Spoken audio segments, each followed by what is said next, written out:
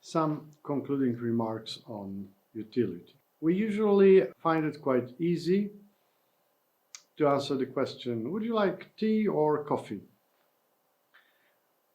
Answering this kind of question is actually expressing our preferences. We choose the more preferred option.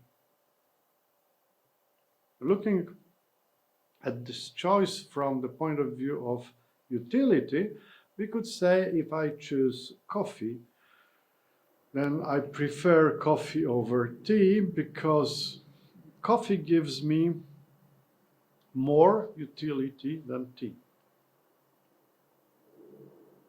How much? How much more? What is the utility of coffee and utility of tea? You already know. We measure utility in utils. So how many utils does a cup of coffee represent to you? This is one of the greatest problems that we face when using this kind of theory. Theory that is based on imaginary units, because one util is an imaginary unit. It's not standardized. It's not like 1 meter, 1 kilogram that can be clearly defined using some objective criteria. One util is something that we make up. This is one problem. Another problem is the problem of interpersonal comparisons. When you invite your guests and you offer them tea or coffee, some of them may choose tea and some of them may choose coffee. You know, this is the same room, this is the same time of the day. They are, for instance, at the same age, yet they choose different things. Our systems of preferences may be different, making interpersonal comparisons pretty difficult. So far, we have two important problems that we see, right? First of all, we don't know how to define one util, and it doesn't seem that we will know one day. Number two, interpersonal comparisons of utility are always risky because our system of value can be pretty different. Speaking of a system of value, it makes me think about value again. Water and diamonds. Remember, there's something that we mentioned at the beginning of this lecture. How do we explain it? Well, if you want to understand why girls would prefer a diamond ring rather than a glass of water in normal situation, think of consumption. Think of total and marginal utility. Think of how many thousands of liters of water this girl used so far in her life. So 1 glass of water in normal situation, not in the desert, will not change actually anything to her. Hence, the value of this glass of water is very small. If she doesn't have any diamond rings, this one single ring changes quite a lot, because marginal utility of this ring is very high, and the marginal utility of 1 glass of water is very small. And you can also understand why the preferences in the desert may change.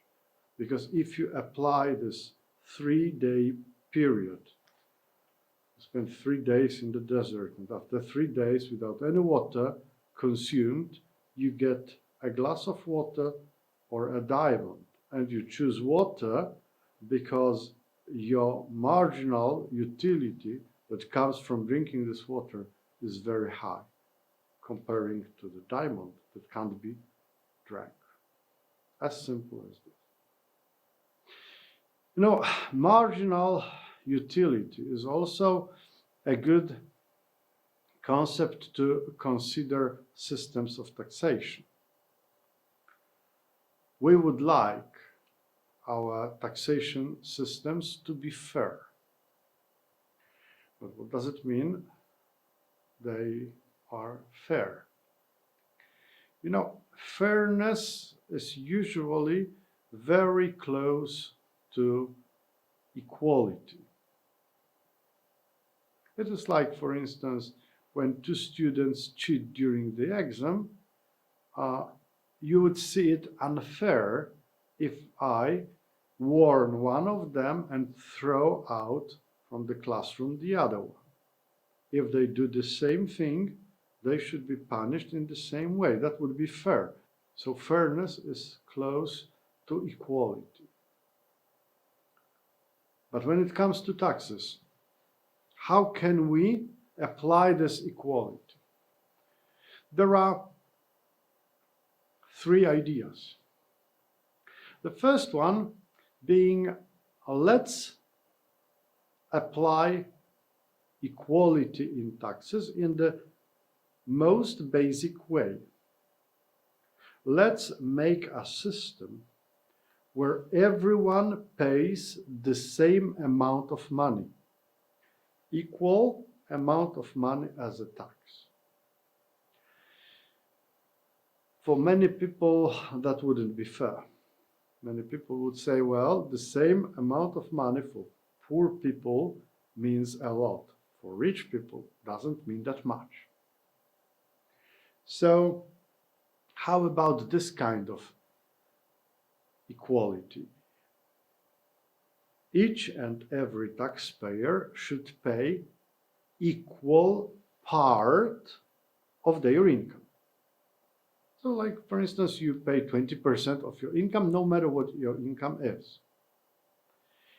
That beats this argument that for poor and for rich people, the same money means different things, because if you are poor, then 10% of your income is much less than 10% of the income of a rich person, right? So that would be it.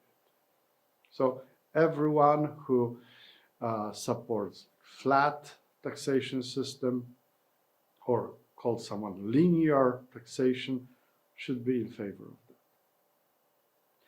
In most countries, however, taxation system is progressive, meaning if you are richer, if your income is bigger, then you pay the bigger part of your income as a tax. How can this be equal? How can this be connected to equality and fairness? Surprisingly, it may. Think of utility of income, because actually your income is as valuable to you as the utility that it can bring, the happiness that you can gain from your income. So if we can speak of utility of income, we can also use the concept of diminishing marginal utility. Diminishing marginal utility would mean that every $100 earned as income has smaller and smaller and smaller and smaller marginal utility. The more you earn, the less utility you get from $100 bill. And that would be kind of reasonable for poor people. $100 would represent a very high utility. Perhaps not value, because value of $100 is value of $100, but utility, yeah. For a poor person, $100 has great utility. If you are extremely rich, $100 would have almost no utility to you, wouldn't count at all. The idea behind progressive taxation is, let's make a fair system of taxation. A fair system of taxation that takes the same part of utility, takes the same amount of happiness from everyone.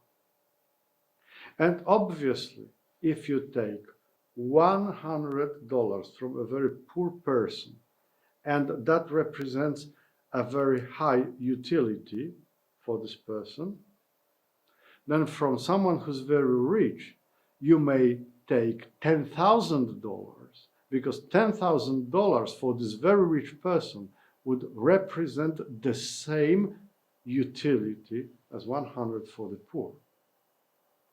That would be probably the best taxation system, the most fair. Paying taxes is painful. Let the pain be equal for every member of the society. There are just two problems here. First of all, remember, it would be very difficult to measure the utility lost by taxation. In other words, it would be very difficult to find what should be the tax rate for it. Very poor people, quite poor people, not that poor, quite rich, very rich, extremely rich. What should be their tax rates? That's very difficult. And the second problem is something that comes from interpersonal comparisons again. Two people of the same income might actually feel different pay because of taxes. If someone is very greedy, then his pain is bigger than for someone who is quite easygoing with money. So theoretically, this progression in taxation should be a kind of progress towards a fair system of taxation. In practice, this might be quite difficult.